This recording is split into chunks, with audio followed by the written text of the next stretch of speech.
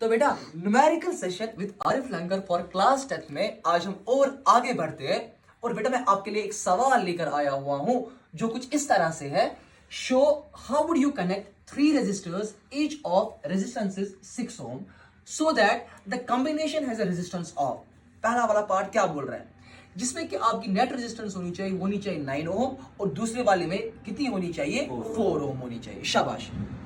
अब बेटा इस सवाल को क्लास 10 का बच्चा कैसे अप्रोच कर सकता है। हम बेटा बहुत ही इजी लेवल से इस चीज को समझेंगे सो दैट कि हमें बेटा कोई भी कंफ्यूजन इस सवाल के रिलेटेड कुछ भी ना रहे। अच्छा ठीक, शाबाश।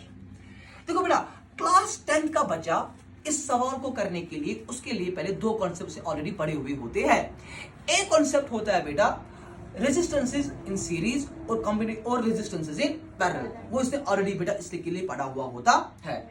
क्लास 10 का बच्चा सबसे पहले ये सोचेगा कि क्या मैं जो वो तीन रेजिस्टर्स है जिनकी रेजिस्टेंस है 6 ओम, क्या मैं उनको सबसे पहले सीरीज में लगा सकता हूं। बेटा आपका जवाब क्या होगा, नो सर, हम उनको सीरीज में नहीं लगा सकते हैं, क्योंकि आपको पता है सीरीज में जो रेजिस्टेंस आपकी होती है, जो कि फॉर एग्जांपल अगर हमको RS निकाला होगा R1 plus R2 plus R3 plus so on.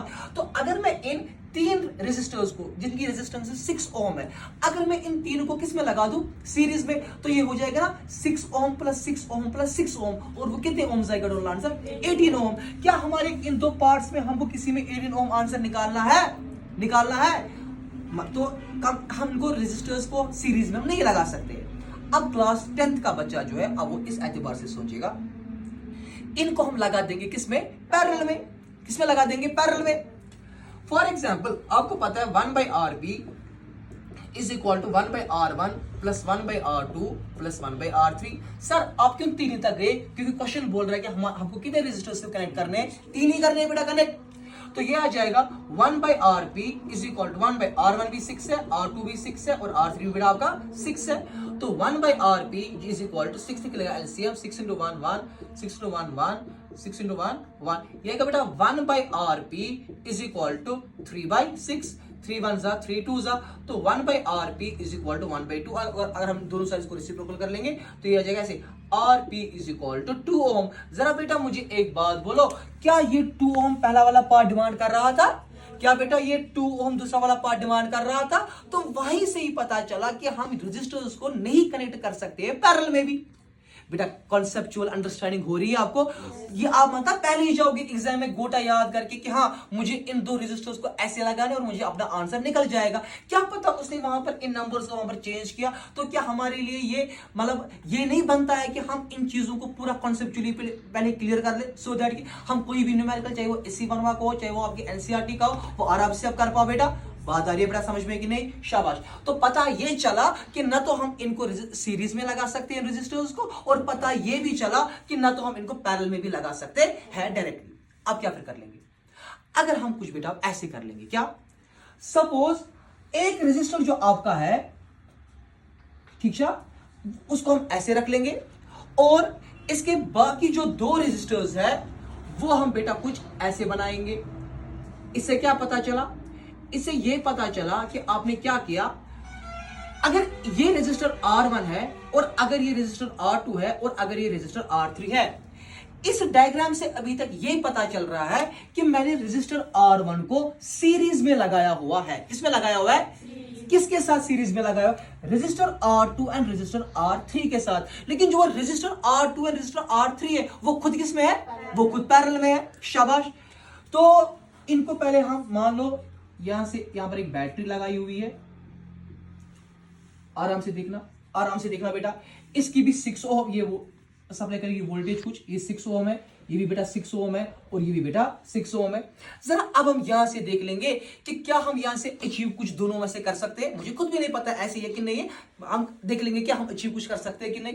बेटा यहां पर अगर हम देख लेंगे जो आपका R नेट होगा, यहां पर नेट रेजिस्टेंस वो होगी बेटा बराबर R1 प्लस, चूंकि ये R1 रजिस्टर ये सीरीज में है ना, इसके साथ है ना, इस सीरीज में, तो मैं लिखूंगा R1 प्लस, और ये वाले जो दो रजिस्टर्स है वो किस में, खुद पैरेलल में, R1 प्लस RP। शाबाश। और इसको मैं मान के चलूंगा एज द इक्वेशन नंबर 1। अच्छा ठीक, सबसे पहले बेटा मुझे बोलो जो आपका R1 है वो किसके बराबर है, वो तो बेटा 6 ओम है। अच्छा बेटा ठीक वहां तक। अब बेटा मैं आर पी निकालना चाहूंगा यहाँ पर। अच्छा ठीक बेटा 1/RP जो है वो होगा बराबर 1/R2 प्लस 1/R3। क्लियरिटी बेटा। तो इसका मतलब है 1/RP is equal to 1/R2। R2 आपका 6 है और R3 भी बेटा आपका 6 है। तो इसका मतलब है 1/RP इज इक्वल 6 निकलेगा। एलसीएम 6 × 1 1 को 1 प्लस 6 × 1 1 को 1। तो यहां से अब ऐसे बताओगे 1/RP इज इक्वल टू 1 + 1 हो गया 2, 2 डिवाइड बाई 6। तो ये बेटा हो गया 2 1 जा 2 3 जा 1/RP इज इक्वल टू 1/3। अगर हम दोनों साइड को क्या कर लेंगे रेसिप्रोकल, तो पता चलेगा RP निकलेगा बेटा बराबर 3 ओम। अब बेटा मुझे एक बात बोलो, जो R1 का वैल्यू है और जो RP का वैल्यू है, पुटिंग द वैल्यू ऑफ पूरा लिखना है ताकि एग्जाम ऐसे लिखना ही, ऐसे आपको अपनी सॉल्यूशन को लिखना है ताकि बोर्ड में आपको कुछ भी मार्क्स ना कट जाए। तो हम ऐसे लिख लेंगे बेटा,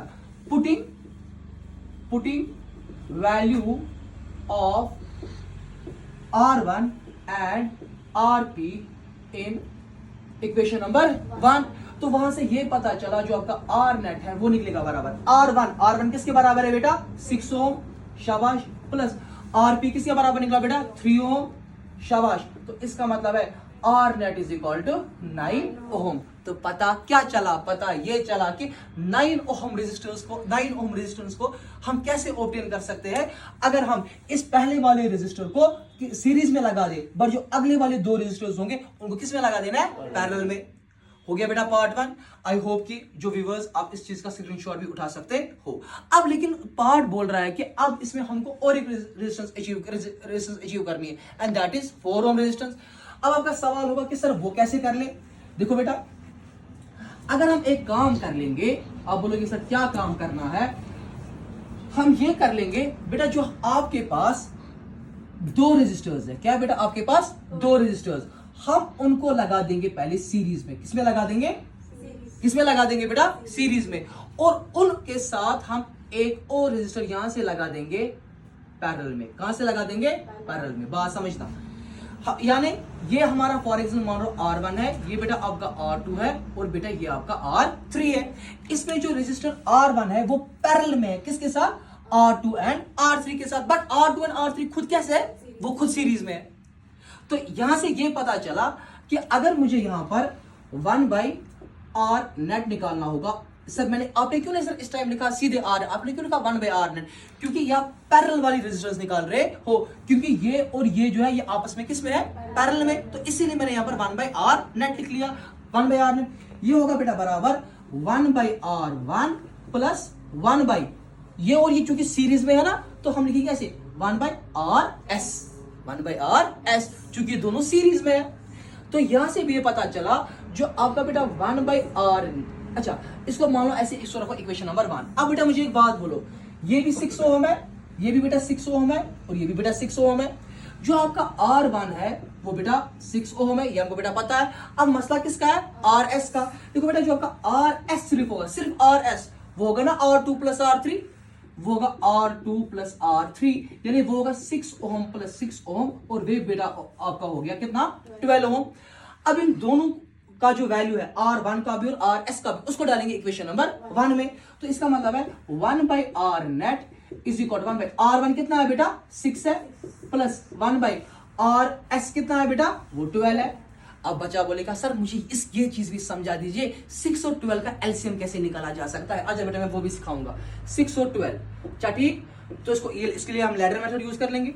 2 3 जा 6 एंड 2 6 जा 12, 2 3 जा 6 एंड 3 1 जा 3, सो 2 2 जा 4, 4 3 जा 12। तो इसका एलसीएम कितना निकला बेटा 12। तो हम यहां पर लिख लेंगे 1/R net is equal to 12 LCM 6 × 2 2 × 1 2 plus 12 × 1 1 × 1 1। तो इसका मतलब ये है जो आपका 1/R नेट है वो हो जाएगा 3/12। तो कैंसिलेशन 3 1 जा 3 4 जा 1/R net is equal to 1/4। But चूंकि अब दोनों को हम क्या कर लेंगे रेसिप्रोकल, तो R net is equal to 4/1, वो कितना हो गया बेटा 4 ओम। क्या हमको बेटा दूसरे वाले पार्ट में 4 ओम ही निकाली थी रेजिस्टेंस। तो यहां से बेटा ये पता चला जितना आप एक न्यूमेरिकल को बहुत ही अच्छी तरीके से पहले बेटा समझोगे उसके बाद उसको ऐसे अप्रोच कर लोगे कि ये नहीं कर लोगे कि पहले ये रखोगे याद कि ऐसे ऐसे करना है, रजिस्टर ऐसे सीरीज में लगाना है, फिर पैरेलल में लगाना है, सो दैट कि पूरी जिंदगी ऐसी गोटे में ही निकालोगे, एट द एंड आपको कुछ भी हासिल नहीं हो जाए। नहीं, चीजों को इस तरीके से समझना है कि दिमाग में ही पहले रख लेना है। कल मुझे एनटीएससी का एग्जामिनेशन हो, कल मुझे ओलंपियाड के एग्जामिनेशन हो, जहां पर ऐसे न्यूमेरिकल्स आ सकते हैं, उनको मैं वहां पर कॉन्सेप्चुअली कैसे पहले अंडरस्टैंड कर सकता हूं और उनको अप्रोच कर सकता हूं वहां पर, सो दैट कि आपकी बोर्ड एग्जामिनेशन में, जो आपका क्लास 10 का बोर्ड एग्जामिनेशन है, वहां में अगर वो एग्जाम पेपर में न्यूमेरिकल इसी वर्मा का डाले या आपके टेक्स्ट बुक में से कोई भी न्यूमेरिकल आपको डाले, आपको कोई भी दिक्कत नहीं आनी चाहिए उस सवाल को सॉल्व करने की, बशर्ते कि आपने इस वाले सवाल को कॉन्सेप्चुअली समझा हो, इसको घर में बेटा प्रैक्टिस की हुई हो, सो दैट कि आराम से इन वाले सवालों को कहां पर कर सकते हो बेटा, एग्जामिनेशन में। और यही वाले वो सवाल है जो आपके टेक्स्ट बुक के पीछे एक्सरसाइज इंडेक्स क्वेश्चन है, और खासकर एक्सरसाइज वाले क्वेश्चन जो आपके कल के नीट के एग्जामिनेशन के लिए और आपकी जेडब्ल्यू की एग्जामिनेशन के लिए बेटा एक बेसिक फाउंडेशन बन जाती है। अगर आपको इस वाले टाइप इन फाउंडेशन क्लासेस में ये न्यूमेरिकल वाले क्वेश्चंस जो है वो कॉन्सेप्चुअली अंडरस्टैंड हो पाए, कल जाकर आपका नीट और जेडब्ल्यू का सफर बेटा बहुत ही आसान रहने वाला